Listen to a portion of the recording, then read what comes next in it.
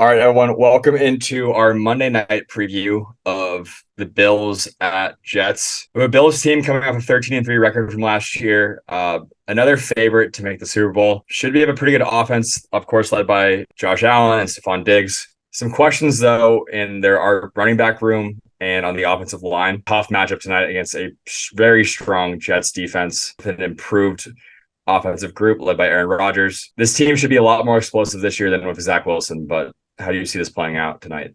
Yeah, for sure.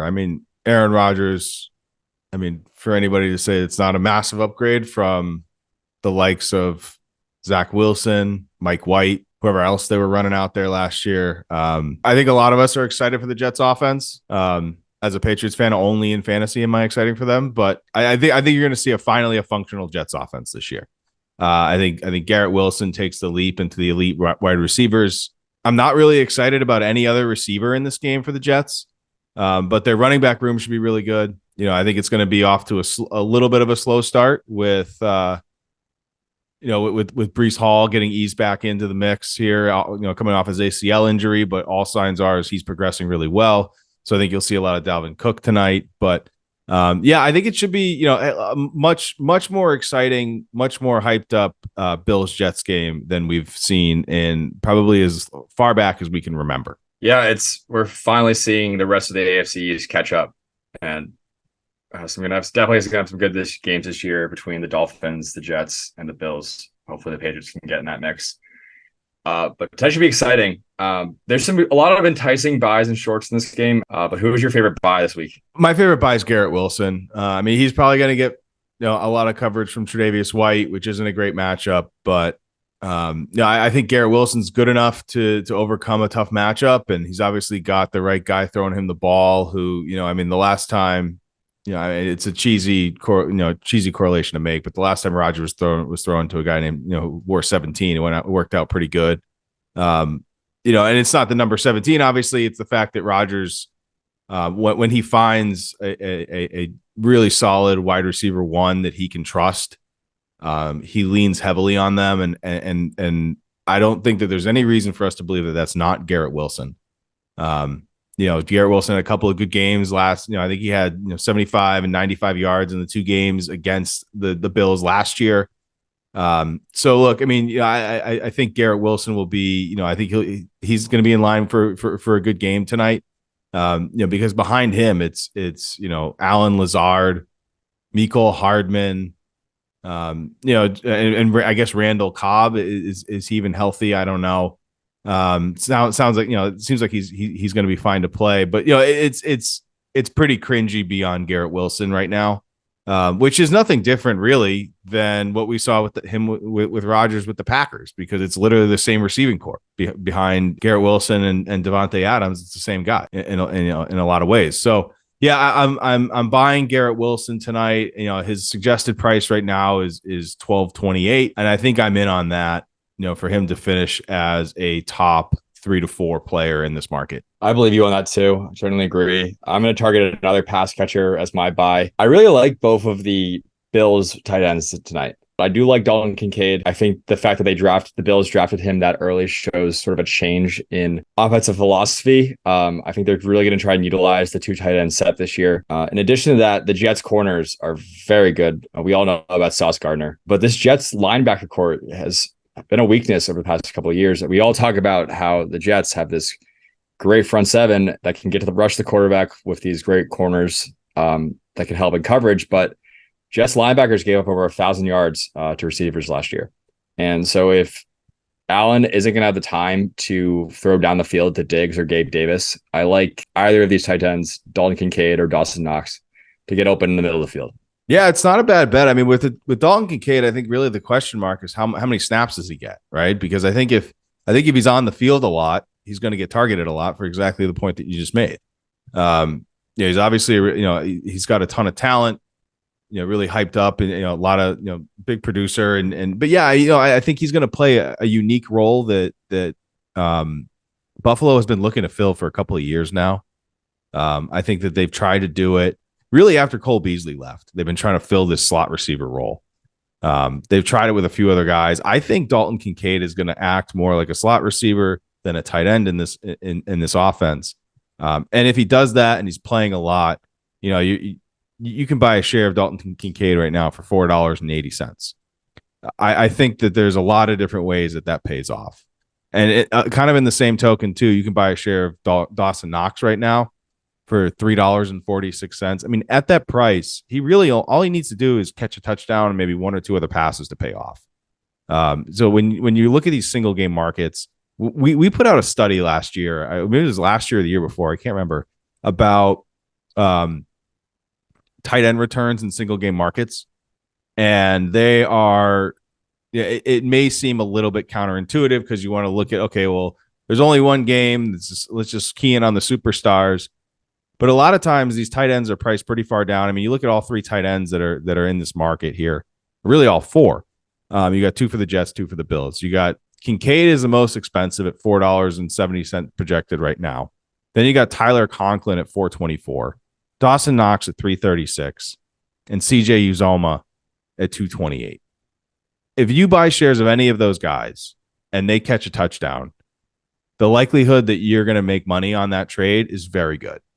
So I think that's a pretty good call. And I think either if you decide to go with Kincaid or Knox, I think I think either one is not a bet that I'm going to fight John.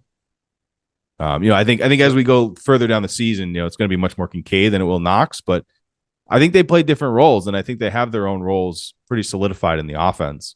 With Kincaid's being the one that has the most likelihood to grow as the season goes on.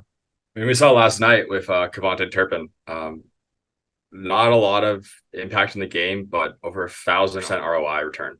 Yeah. I mean, a lot of times all it takes in a single game market is a touchdown, right? Especially if it's a lower scoring game, which, look, this game could shoot out tonight, but it could also be relatively low scoring. So, I think especially in the lower scoring single market games, a tight end or a guy like, kind of a gadget package player like Kevontae Turpin who gets a few carries, one of them goes in the end zone, that can pay off. And we saw it last night. So I think that same effect could be any four of the tight ends, and probably betting on the Bills tight ends is the better option there. So yeah, I think that's a pretty good one. Coleman, who are you shorting in this one? I truly think this game is going to be won at the line of scrimmage, and I see it going in the Jets' defensive favor. So I'm shorting James Cook this week. If you look at our markets, he's projected to be the fifth best player. I don't have enough faith in this Bills running attack to prove that he's going to be. I also might be biased from seeing Damian Harris for a few years in New England, but I think he's a better runner than James Cook. This Bills O-line is not very good. And we know already about this Jets defense, and their defensive line is stacked with guys all over the place. They can rotate 10 guys in, no problem. If the Bills are going to develop any sort of running attack, it's going to be from Josh Allen using his legs. I just don't see James Cook being a part of that at all this week. Yeah, I think it would take a fundamental shift in the play calling for the Bills for us to really see James Cook pay off. And whether it's tonight or any night, really. You always have the threat of Josh Allen eating into the rush share, particularly around the goal line. And then now you have a guy who, like you said, in Damian Harris, who has been consistently a very good runner of the football throughout his career. And James Cook is an undersized, kind of like a satellite plus back. I would call him definitely more than a satellite back, but he's still smaller. He's sub 200 pounds. Great receiver, explosive player. So he certainly could get you there on even on limited touches. But I said this in the preseason. I believe I said it to you. I said it to others. I think Damian Harris is going to be more of a pest to James Cook's production this year than people want to talk about. We shouldn't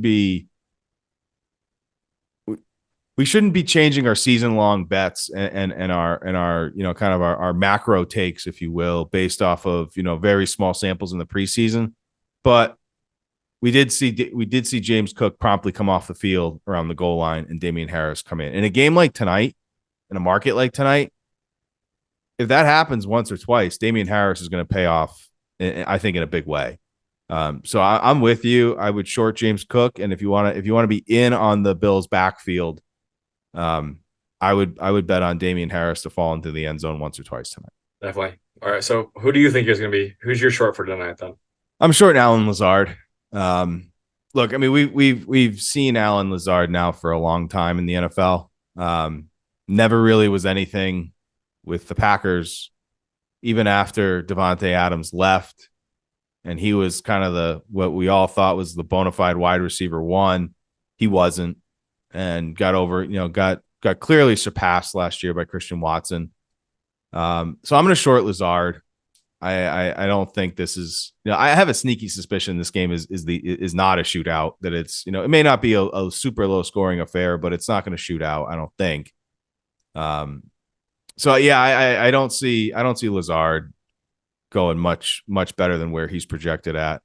So I would prefer to be on the short side of Lazard. Definitely. I think I'm with you. I think this is going to be an under tonight.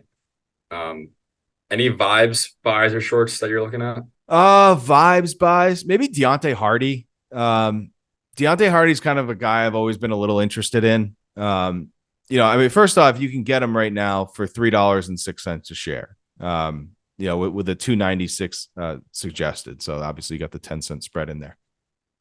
He's slated as the starting slot receiver for the Bills. Now, if you go back throughout his career, he's had some, obviously in very small samples, but he's had some really impressive peripherals throughout his career. Like, he could be like a sneaky good player that the league hasn't really discovered yet. He's kind of buried on the Saints for a while with like Andy Dalton and kind of not great quarterback play. So you put him with somebody like Josh Allen. It could be a good pairing there.